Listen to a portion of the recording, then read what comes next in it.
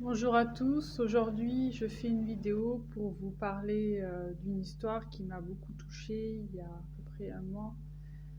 J'étais allée faire des courses au supermarché et j'étais dans un rayon en train de faire mes courses et j'entends une dame un peu plus loin qui demandait à une jeune femme où se trouvait le rayon où elle pouvait acheter des huiles.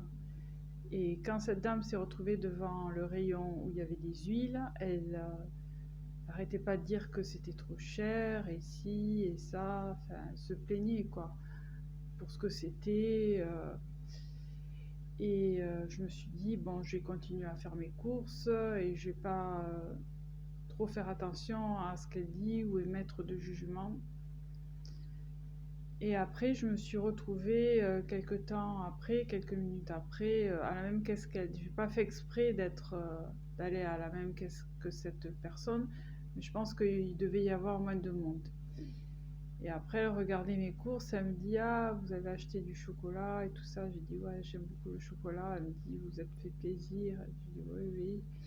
Et quand c'était le moment pour elle de payer, j'ai très vite réalisé qu'elle était en difficulté parce qu'elle n'arrêtait pas de compter en fait ses sous et de dire à la caissière d'enlever des articles et que sa carte bancaire, elle passerait pas pour le montant qui restait.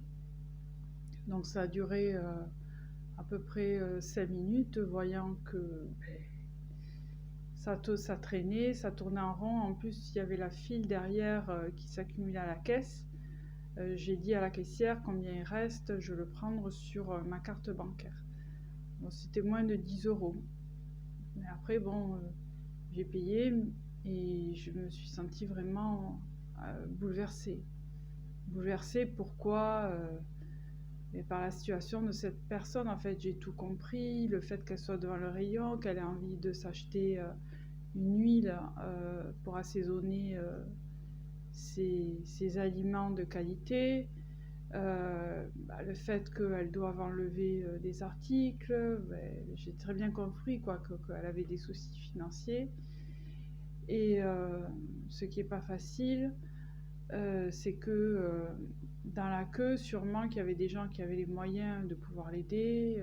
Enfin, voilà, des fois les gens ils veulent pas aider, des fois ils savent pas comment aider, des fois ils se disent pas oui je peux aider, ou ils ont honte d'intervenir, euh, pour tout un tas de raisons. Et après quand j'ai quitté le magasin, en fait, elle m'a remercié, elle m'a dit merci la dame et tout ça. Elle s'est attardée sur mon t-shirt parce que j'avais des oiseaux, donc elle me disait que son fils était intéressé dans ça. Mais moi, ce qui m'a touchée, c'était plutôt sa situation. Quand je suis sortie du magasin, j'étais vraiment émotionnelle et tout ça. Et je disais à Dieu que en 2024, ce genre de situation ne devrait pas arriver. Tout le monde devrait avoir assez pour pouvoir se faire plaisir et s'acheter à manger sans se retrouver devant ce genre de problématique de ne pas pouvoir payer ses courses. Euh, Ce que je voulais dire, c'est que j'ai beaucoup entendu en fait de personnes, souvent des chrétiens, euh, qui me disaient si tu veux que Dieu agisse, il faut que tu fasses ta plus belle louange à Dieu, que tu pries plus, que tu lises plus ta Bible, que tu ailles plus à l'église, que tu serves Dieu, que tu donnes des offrandes, la dîme et tout ça. Mais cette personne en fait que j'ai rencontrée, que Dieu m'a utilisée pour l'aider, elle a rien fait du tout. Probablement qu'elle n'est pas croyante. Mais Dieu, en fait, a touché mon cœur pour que j'agisse. Et je trouve aberrant qu'on puisse dire que Dieu agit en fonction de ce qu'on fait ou qu'on ne fait pas. Pour que, en fait, on puisse avoir assez pour manger. Vous voyez ce que je veux dire? Et je trouve que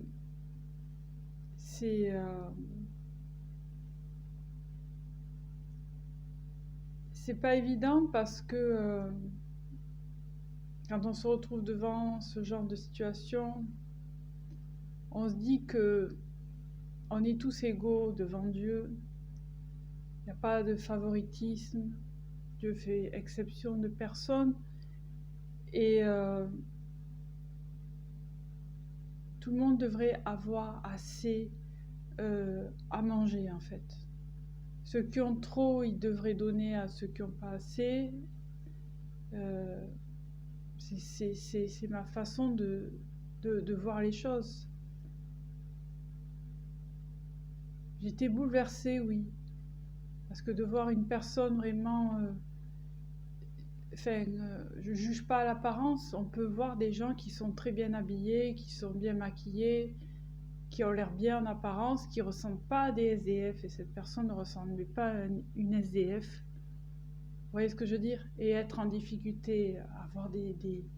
Mais Dieu sait combien on a sur notre compte en banque. C'est pas notre apparence qui dit combien on a sur notre compte en banque. On peut avoir une belle voiture et tout ça et se retrouver dans une situation difficile, quoi, en galère. Hein.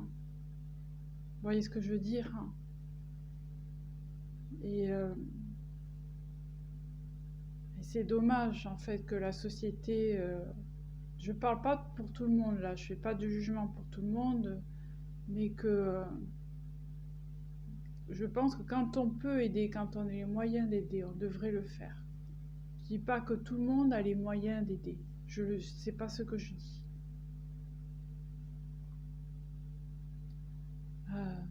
Mais là, en fait, comment dire, à travers cette histoire, j'ai vu la compassion et la bonté de Dieu pour cette personne qui probablement n'est pas croyante, mais Dieu l'aime. Voilà, c'est ce que je voulais dire. Et on est sur cette terre, et malheureusement, en fait, c'est pas ce qu'on voit tous les jours, de pouvoir s'aider les uns et les autres. Ouais, c'est vrai que tout le monde a des situations différentes, a des problèmes différents, enfin des problèmes, voilà. Tout le monde ne peut pas aider tout le monde, mais quand on peut le faire, et des fois c'est très peu, hein, voilà, c'est très peu. Mais pour Dieu, c'est beaucoup s'il y a juste une personne qui se lève et qui aide la personne qui est en détresse. C'est en fait être ses mains, ses pieds, sa bouche pour aider la personne, en fait, ses mains pour aider la personne. À la place de Dieu, Dieu veut nous utiliser pour faire ce genre de choses. Là, j'étais pas à l'église, mais j'ai vu la gloire de Dieu, j'ai été touchée par la gloire de Dieu, j'ai été touchée par l'amour de Dieu, j'ai été touchée par la compassion de Dieu, mais j'étais pas dans une église. Donc des fois, on n'a pas besoin toujours d'être dans une église pour voir la compassion, pour voir l'amour de Dieu, pour voir la gloire de Dieu. C'est pas... Dieu n'est pas un bâtiment, nous sommes l'église en fait. Dieu se move, se manifeste à travers des corps, voilà, des corps vivants. Pas à travers un bâtiment. Un bâtiment n'a pas de bras, n'a pas de tête, n'a pas de cervelle, n'a pas d'intelligence. Mais nous, on en a une. Et je reviens à cette dame, je l'ai vue, et j'aurais pu émettre un jugement. J'aurais pu dire, elle est en train de juger que ces huiles sont pas si chères que ça, et puis c'est de la bonne qualité, et puis machin, et puis bidule. Et ça, c'est mes croyances à moi. Après, vous voyez, je me suis retrouvée avec elle, et puis j'ai compris en fait que c'était pas le prix des bouteilles qui l'a gêné, c'était plutôt sa situation financière qui était compliquée et qui l'a empêché de se de se faire plaisir.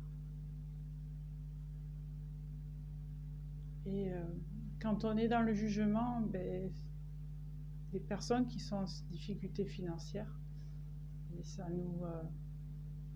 nous empêche d'agir, voilà. Parce qu'on a des œillères.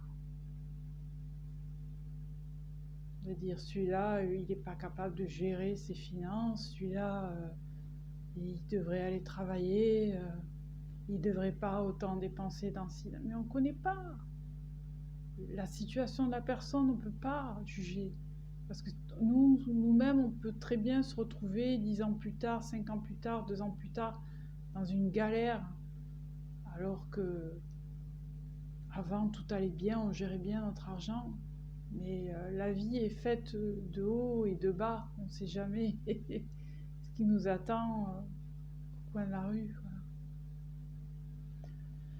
Bon, je vais terminer la vidéo comme ça, que Dieu vous bénisse. Si vous avez des commentaires, je vous invite à les mettre. Vous pouvez vous abonner à la chaîne, vous pouvez partager si ce message vous a touché. Vous pouvez liker la vidéo pour la faire monter dans les statistiques. Que Dieu vous bénisse. À bientôt. Au revoir.